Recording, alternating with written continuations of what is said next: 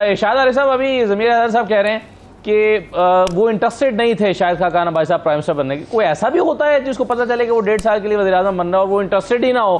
मतलब कमल 1.5 साल का नहीं बताया था। अच्छा, 8 महीने के लिए चले।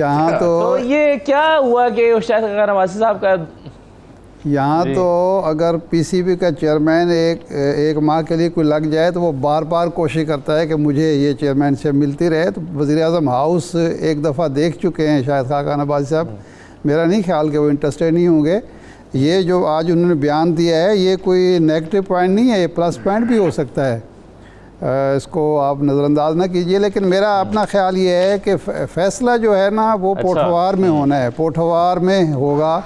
बंदा खा मुल्तान का हो, खा लाड़काने का हो, लेकिन फ़ैसला पोठवार के लोगों ने करना है और राजा सिकंदर सुल्तान प्लस फ़ैसला होगा मेरा ख्याल है।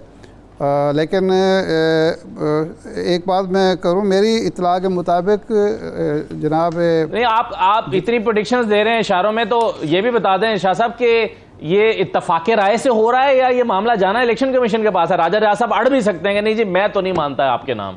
मैंने अर्ज़ किया है कि ये राजा सिकंदर सुल्तान या सुल्तान सिकंदर प्लस ने फ़ैसला करना है।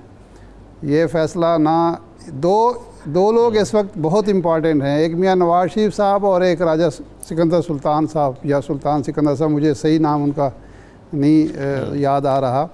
और दूसरा ये जिलानी साहब जो हैं, मेरी तो इत्तला ये है कि अभी मुल्क में वो नहीं है, इस्लामाबाद में तो क्या मेरे ख्याल वो मुल्क से भी बाहर हैं। ये आप पता करें कि वो आ गए, अगर वो मुल्क में अगले 24 घंटों में आ जाते हैं। सर स्पेन में बिल्कुल ये सही, अभी हमारे रिपोर्टर ने भी इरशाद आरिफ साहब ने सही पॉइंट आउट किया है कि अभी कुछ चैनल्स ने ये चला दिया था, लेकिन हमारे अपने चैनल के रिपोर्टर ने अभी इस बात की तरदीद कर दी है कि Jalil Abbas Jilani prime minister house नहीं पहुंचे, लेकिन क्योंकि बहुत बड़ा एक चैनल चला रहा था तो बाकी उन्होंने भी फॉलो किया उसको। मुल्क से देखें जी, गुजारिश ये है कि कोई तो है जो निज़ाम हस्ती चला रहा है। अगर पंजाब मॉडल को आप जहन में रखेंगे, पंजाब और KPK में जो हुकूमत वजूद में आई, तो ये हमारे लिए एक मशअल राह है कि इसी तरह ही होगा फ़ैसला और इसी तरह की हुकूमत बनेगी और इसी तरह मामलात चलाए जाएंगे।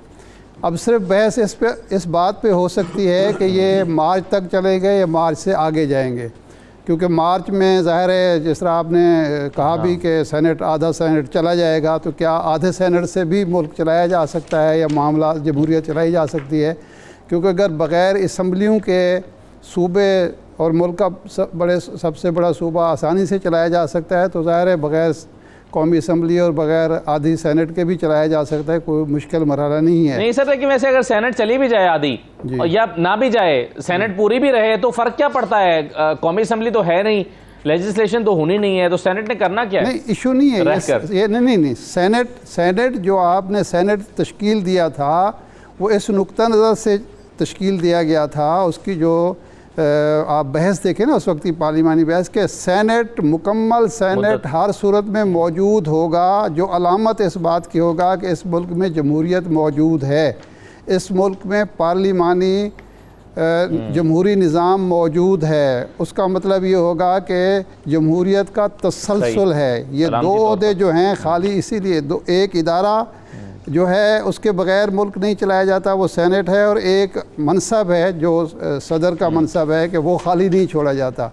तो अगर ये सदर भी आपके पास 15 या 16 सितंबर के बाद, मैं आप बिल्कुल दुरुस्त कर रहे हैं शाहिद आरिफ साहब जी। शाहिद आरिफ साहब ऐड कर दूं कि साथ में जो आप कर रहे हैं बहुत इम्पोर्टेंट अहम बात है, फेडरेशन की नुमाइंदगी करते हैं, सेनेट जो है फेडरेशन की नुमाइंदगी करती है, तो वहाँ पे जब वो आधी होती है तो इसका मतलब है कि आपकी फेडरेशन आधी रह गई है। फेडरेशन जारी रखिएगा। जी जी बिल्कुल बिल्कुल।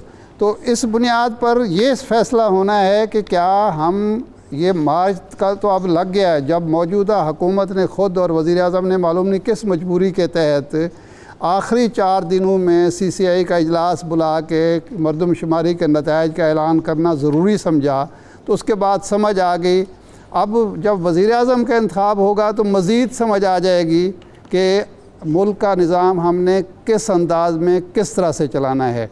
उसमें आमिर मतीन साहब जिस तरह कह रहे थे कि उससे सिर्फ ये रिफ्लेक्शन होगी कि ये मुल्क किस तरह चलेगा और जमहूरियत कब और किस शक्ल में वापस आएगी। इसमें शाहिद आरिफ साहब, एक तो ये ज़ाहिर पेश नज़र ज़रूर होगा कि IMF की दूसरी और तीसरी किस्त आनी है, उससे डील करना है मौजूदा जो भी निगरान सेटअप आएगा। लेकिन क्या ये भी पेश नज़र हो सकती है बात कि भाई ये 9 महीने का प्रोग्राम मुकम्मल होने के बाद भी अगले प्रोग्राम पे जाना है, शायद इसी सेटअप को उस प्रोग्राम के लिए भी काम करना पड़े, उसके लिए कोई फाइनेंस का एक्सपर्ट बंदा चाहिए हो, क्योंकि अभी तक पहले आज से चंद दिन पहले तक ये बहस चल रही थी कि अक्टूबर में इलेक्शन होने या नवंबर में होने हैं या इसके बाद भी जा सकते हैं। अब ये बहस हो रही है कि फरवरी मार्च में भी होंगे या नहीं होंगे। अगर इससे आगे जाते हैं तो फिर उन मामलात को भी डील करना पड़ेगा इसी सेटअप को। पहली बात तो ये है कि आमिर मतीन साहब कह रहे हैं कि मोहसिन नकवी टाइप वज़ीर आज़म चाहिए। मोहसिन नकवी ही क्यों ना चाहिए? मोहसिन नकवी साहब में क्या ख़राबी है? उन्होंने बहुत अच्छा डिलीवर किया है पंजाब में, बहुत अच्छे वो वज़ीर आला साबित हुए हैं, तो वज़ीर आज़म भी हो सकते हैं वो। तो टाइप नहीं, तो असल जब हमारे पास मौजूद है उस टाइप को बंदा तलाश करने की क्या ज़रूरत है। देखें, गुजारिश ये है कि फिर पंजाब में चाहिए होगा ना। देखें, वज़ीर आज़म साहब की आप तकरीरें अगर देखें तो वो बार बार ये कह रहे हैं कि खा IMF का हमें पैकेज मिला है, खा कोई और मुल्क के अंदर काम हुआ है तो वो हमने नहीं किया, हमारा उसमें कोई किरदार नहीं है, वो कहीं और होता रहा है और मुल्क की तरक्की का मंसूबा भी कहीं और बना है, तो फिर ये मामलात भी सारे कहीं और से डील हो जाएंगे। उसके लिए ना मेरा ख्याल है कि किसी ख़ास वज़ीर आज़म की ज़रूरत है और ना ख़ास सिस्टम की ज़रूरत है। अगर हम शहबाज शरीफ साहब की बात पर एतबार करें, एतमाद करें, तो मुझे तो ये लगता है कि ये ज़्यादा करीने की बात है। असल इशू ये है कि जो कांटे मौजूदा हुकूमत बिछा के जा रही है, इसको किस तरह की हुकूमत आके इंश्योर करेगी कि ये कांटे भी साफ़ हो जाएं, मुल्क भी चल पड़े और मामलात बैनुल-अक़वामी सतह पर भी, अवामी सतह पर भी चलते रहें। हमें ये बात हरगिज़ नहीं भूलनी चाहिए कि सबसे बड़ा इशू हमारा जो है वो इस वक्त भी सियासी अदम इस्तेहकाम का है, और सियासी अदम इस्तेहकाम ही से माशी अदम इस्तेहकाम ने जन्म लिया है। माशी अदम इस्तेहकाम का सबब इस मुल्क में सियासी अदम इस्तेहकाम है। देखना ये पड़ेगा कि कौन शख्स आके, किस किस्म की हुकूमत आके मुल्क के अंदर सियासी इस्तेहकाम लाती है। क्या नए इलेक्शन उसका हल हैं, या ऐसी निगरान हुकूमत जो सबके लिए काबिल कबूल हो, सब उस पर मुत्तफ़िक हो जाएं और आवाम भी उसको बिलाखिर कुदरत का लिखा, किस्मत का लिखा समझ के कबूल कर लें। तो ये है असल।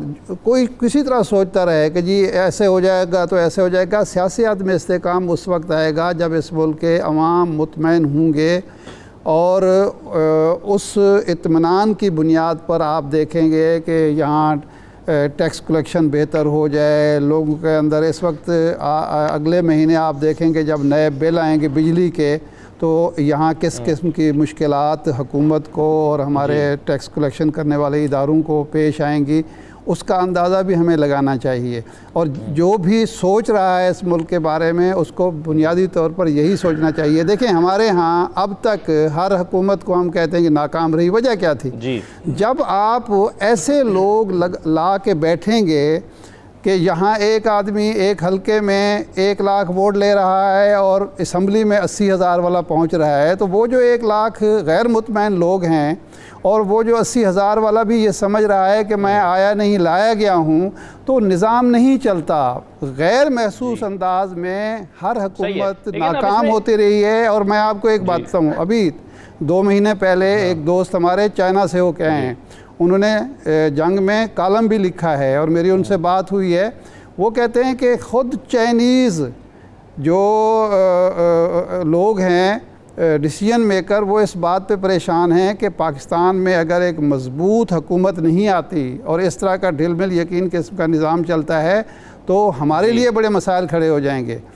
हम जो भी एक ख्वाबों की दुनिया में रहते हों या हम की जन्नत में, लोग इस तरह देखते हैं कि क्या आप जिस किस्म की हुकूमत या जिस किस्म का वज़ीर-ए-आज़म तलाश कर रहे हैं ताबेदार किस्म का, क्या वो दुनिया को मुतमईन कर सकता है? आप इस वक्त पाकिस्तान क्या है? पाकिस्तान सऊदी अरब की मदद, चीन की मदद, अमेरिका की मदद, IMF की मदद से चल रहा है, अपना तो हमारा कुछ है ही नहीं।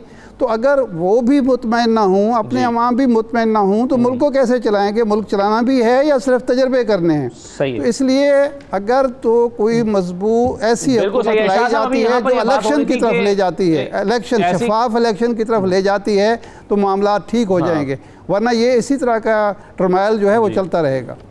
जी ठीक है, जय सर। इरशाद साहब, अब मसला ये है कि अभी यहाँ पर बात हो रही थी कि कोई ऐसी कैबिनेट बन सकती है जिसमें तमाम सियासी जमातों की नुमाइंदगी हो, 3-3 नाम सब अपने अपने दे दें, जैसे खैबर पख्तूनख्वा में फार्मूला बना था। तो फिर तो ये एक तरह की कौमी हुकूमत हो जाएगी, और ये एक ऐसी कौमी हुकूमत जो अगर 14 जमातें बहरान से नहीं निकाल सकी, तो फिर 14 जमातों की एक निगरान हुकूमत कैसे निकाल सकेगी बहरान से? ये बड़ा सवाल है। कौमी हुकूमत सर, एक सेकंड, कौमी हुकूमत ये नहीं होती कि आप भानमती का कुंभा इकट्ठा कर दें। कौमी हुकूमत वो होती है जिसको अवाम का एतमाद हासिल होता है, अवाम का एतमाद और वोट हासिल करके आने वाले लोगों को जब हुकूमत में बिठाते हैं, तो वो एक मजबूत और मुस्तहकम